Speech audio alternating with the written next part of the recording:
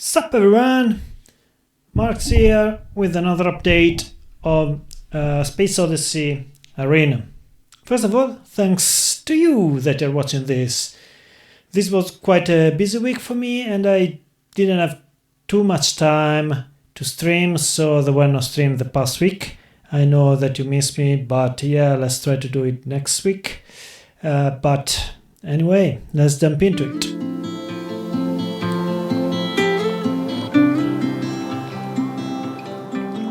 Last week I updated the main menu to make it look decent, but I wasn't really satisfied, so this week I spent quite some time on improving it. I started by creating a fantastic animation in Blender, and then I tried to import it into Godot. I tried to import it a few times with different settings, different templates, but the result was never what I wanted. So at some point I gave up and I decided to do the menu in Godot with using the Godot WorldEnvironment node and the 2D lighting system. So using these two nodes I created the light effect on the text on the top of the screen, and that turned out decent. I don't mind it for now, it's okay. But then I definitely needed something for the background, and for the background I tried few things. I started trying to import animation as videos, but the result was not great. So I thought to create a 3D scene inside Godot and then animating it. So basically recreating the original animation that I made in Blender, but in Godot. Then after starting to work on it, I realized that it wasn't a great idea, and the reason being that the game will be in 2D. Well, the game will be 2D. There won't be any 3D in the game, and having the main menu as a 3D scene would probably feel awkward, a little bit out of place. So at this point I decided to give it a go to shaders, 2D shaders. I tried to avoid shaders for a long time because the GPU should be used for mining. And but after a few hours of tinkering around with shapes, colors and math, I managed to find a nice star shader on GodotShaders.com and adapted it for my need. And I think that for now it fits quite well with both the theme and the style of the game. So yeah, that's the new background. Hope you guys like it.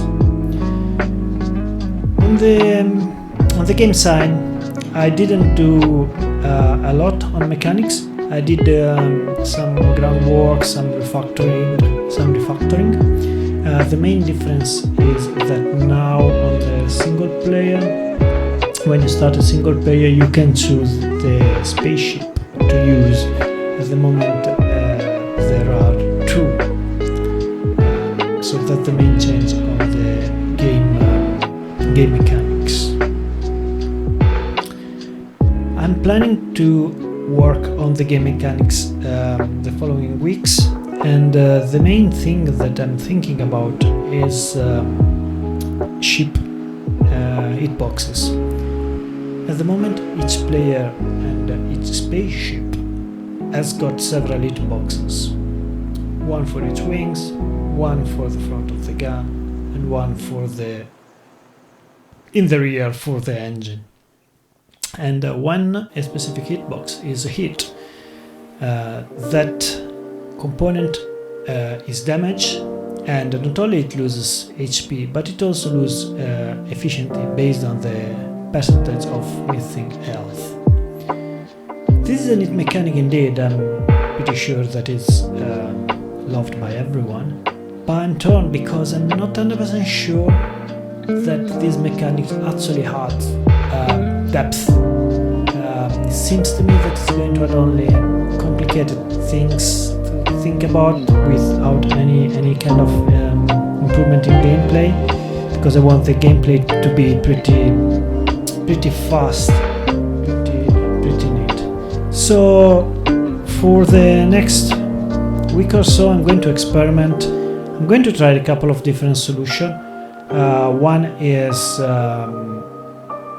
using a single hitbox for the sprite, and the other solution that I'm going to experiment is to have a small hitbox in the center of the sprite, and that would be the only part that would actually be hit by the bullets. So what do you think about these three options? Single hitbox, multiple hitbox, or small hitbox? Let me know your thought in the comment. Thanks for tuning in. See you next time. Subscribe, do all the fancy stuff that you do on YouTube. Thanks for listening.